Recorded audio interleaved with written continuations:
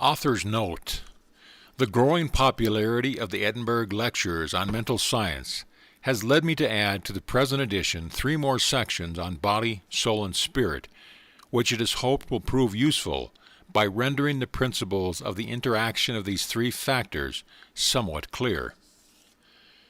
Chapter 14. The Body. Some students find it difficult to realize that mental action can produce any real effect upon material substance.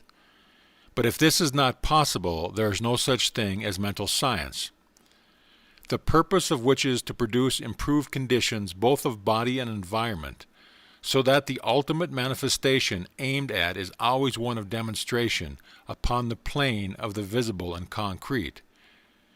Therefore, to afford conviction of an actual connection between the visible and the invisible, between the inner and the outer, is one of the most important points in the course of our studies. That such a connection must exist is proved by metaphysical argument in an answer to the question, how did anything ever come into existence at all? And the whole creation, ourselves included, stands as evidence to this great truth. But to many minds, merely abstract argument is not complete convincing, or at any rate it becomes more convincing if it is supported by something of a more concrete nature. And for such readers, I would give a few hints as to the correspondence between the physical and the mental. The subject covers a very wide area, and the limited space at my disposal will only allow me to touch on a few suggestive points. Still, these may be sufficient to show that the abstract argument has some corresponding facts at the back of it. One of the most convincing proofs I have seen is that afforded by the biometric, a little instrument invented by the eminent French scientist, the late Dr. Hippolyte Bardou, which shows the action of what he calls the vital current. His theory is that this force, whatever its actual nature may be, is universally present, and operates as a current of physical vitality perpetually, flowing with more or less energy through every physical organism, and which can, at any rate to some extent, be controlled by the power of the human will. The theory in all its minutiae is exceedingly elaborate, and has been described in detail in Dr. Bardou's published works. In a conversation I had with him about a year ago, he told me he was writing another book which would throw further light on the subject, but a few months later he passed over before it was presented to the world. The fact, however, which I wish to put to the reader, is the ocular demonstration of the connection between mind and matter, which an experiment with the biometer affords. The instrument consists of a bell glass, from the inside of which is suspended a copper needle by a fine silken thread. The glass stands on a wooden support, below which is a coil of copper wire, which, however, is not connected with any battery or any apparatus, and merely serves to condense the current. Below the needle, inside the glass, there is a circular card divided into degrees to mark the action of the needle. 2 of these instruments are placed side by side, but in no way connected, and the experimenter then holds out the fingers of both hands to within about an inch of the glass. According to the theory, the current enters at the left hand, circulates through the body, and passes out the right hand. That is to say, there is an indrawing at the left and a giving out at the right, thus agreeing with Reinbach's experiments on the polarity of the human body. I must confess, although I had read Dr. Bardou's book, Les Vibrations Humaines, I approached the instrument in a very skeptical frame of mind, but I was soon convinced of my error. At first, holding a mental attitude of entire relaxation, I found that the left needle was attracted through 20 degrees, while the right-hand needle, the one affected by the outgoing current, was repelled through 10 degrees. After allowing the instrument to return to its normal equilibrium, I again approached it with the purpose of seeing whether a change of mental attitude would in the least modify the flow of current. This time I assumed the strongest mental attitude I could with the intention of sending out a flow through the right hand, and the result was compared with the previous one was remarkable. The left-hand needle was now attracted only through 10 degrees, while the right-hand one was deflected through something over 30, thus clearly indicating the influence of the mental faculties in modifying the action of the current. I may mention that the experiment was made in the presence of 2 medical men who noted the movement of the needles. I will not here stop to discuss the question of what the actual constitution of this current of vital energy may be. It is sufficient for our present purpose that it is there, and the experiment I have described brings us face to face with the fact of a correspondence between our own mental attitude and the invisible forces of nature. Even if we say that this current is some form of electricity, and that the variation of its action is determined by changes in the polarization of the atoms of the body, then this change of polarity is the result of mental action. So that the quickening or retarding of the cosmic current is equally the result of the mental attitude, whether we suppose our mental force to act directly upon the current itself, or indirectly by inducing changes in the molecular structure of the body. Whichever hypothesis we adopt, the conclusion is the same, namely that the mind has power to open or close a door to invisible forces in such a way that the result of the mental action becomes apparent on the material plane. Now, investigation shows that the physical body is a mechanism specially adapted for the transmutation of the inner or mental power into modes of external activity.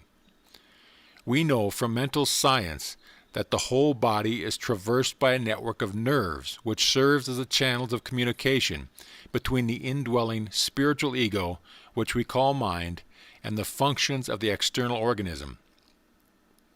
This nervous system is dual. One system, known as the sympathetic, is the channel for all those activities which are not consciously directed by our volition, such as the operation of the digestive system, the repair of the daily wear and tear of the tissues, and the like. The other system, known as the voluntary or cerebrospinal system, is the channel through which we receive conscious perception from the physical senses and exercise control over the movements of the body. This system has its center in the brain, while the other has its center in the ganglionic mass at the back of the stomach known as the solar plex, and sometimes spoken of as the abdominal brain.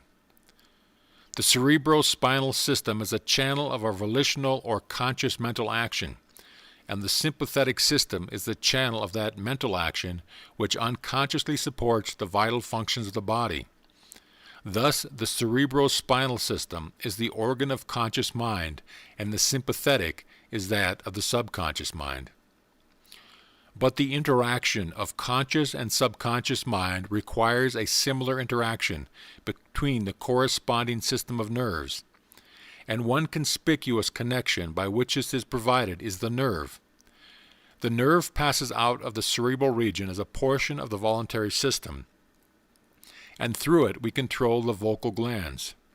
Then it passes onward to the thorax, sending out branches to the heart and lungs, and finally passing through the diaphragm. It loses the outer coating which distinguishes the nerves of the voluntary system and becomes identified with those of the sympathetic system, so forming a connecting link between the two and making the man physically a single entity. Similarly, different areas of the brain indicate their connections with the objective and subjective activities of the mind respectively. And speaking in a general way, we may assign the frontal portion of the brain to the former and the posterior portion to the latter, while the intermediate portion partakes of the character of both. The intuitional faculty has its correspondence in this upper area of the brain situated between the frontal and posterior portions, and physiologically speaking, it is here that intuitive ideas find entrance. These are more or less unformed and generalized in character, but are nevertheless perceived by the conscious mind. Otherwise, we should not be aware of them at all. Then the effort of nature is to bring these ideas into a more definite and usable shape, so the conscious mind lays hold of them and induces a corresponding vibratory current in the voluntary system of nerves. and this in turn induces a similar current in the involuntary system, thus handing the idea over to the subjective mind. The vibratory current, which had first descended from the apex of the brain to the frontal brain, and thus through the voluntary system to the solar plex, is now reversed and ascends from the solar plex through the sympathetic system to the posterior brain. This returned current indicating the action of the subjective mind. If we were to remove the surface portion of the apex of the brain, we should find immediate below it the shining belt of brain substance called the corpus callosum. This is the point of union between the subjective and objective, and as the current returns from the solar plexus to this point, it is restored to the objective portion of the brain in a fresh form which it has acquired by the silent alchemy of the subjective mind. Thus the conception, which was at first only vaguely recognized, is restored to the objective mind in a definite and workable form. And then the objective mind, acting through the frontal brain, the area of comparison and analysis, proceeds to work upon a clearly perceived idea and to bring out the potentialities that are latent in it. It must, of course, be borne in mind that I am here speaking of the mental ego in that mode of its existence with which we are most familiar, that is, as clothed in flesh, though there may be much to say as to other modes of its activity. But for our daily life we have to consider ourselves as we are in the aspect of life, and from this point of view the physiological correspondence of the body to the action of the mind is an important item, and therefore, although we must always remember that the origin of ideas is purely mental, we must not forget that on the physical plane every mental action implies a corresponding molecular action in the brain and in the twofold nervous system.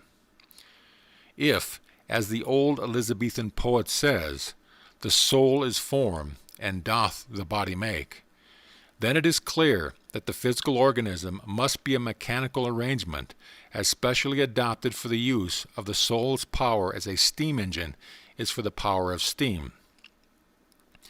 And it is the recognition of this reciprocity between the two that is the basis of all spiritual or mental healing, and therefore the study of this mechanical adaptation is an important branch of mental science. Only we must not forget that it is the effect and not the cause. At the same time, it is important to remember that such a thing as reversal of the relation between cause and effect is possible, just as the same apparatus may be made to generate mechanical power by the application of electricity, or to generate electricity by the application of mechanical power. And the importance of this principle consists in this: there is always a tendency for actions which were at the first voluntary to become automatic, that is, to pass from the region of conscious mind into that of subconscious mind, and to acquire a permanent domicile there. Professor Elmer Gates of Washington has demonstrated this physiology in his studies of brain formation. He tells us that every thought produces a slight molecular change in the substance of the brain, and the repetition of the same sort of thought causes a repetition of the same molecular action until at last a veritable channel is formed in that brain substance, which can only be eradicated by a reverse process of thought. In this way, grooves of thought are very literal things, and when once established, the vibrations of the cosmic currents flow automatically through them, and thus react upon the mind by a process the reverse of that which our voluntary and intentional indrawings from the invisible is affected.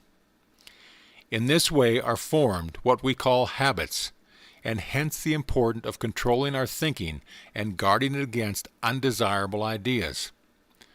But on the other hand, this reactionary process may be used to confirm good and life-giving modes of thought, so that by a knowledge of its laws we may enlist even the physical body itself in the building up of that perfectly whole personality, the attainment of which is the aim and object of our studies. End of chapter.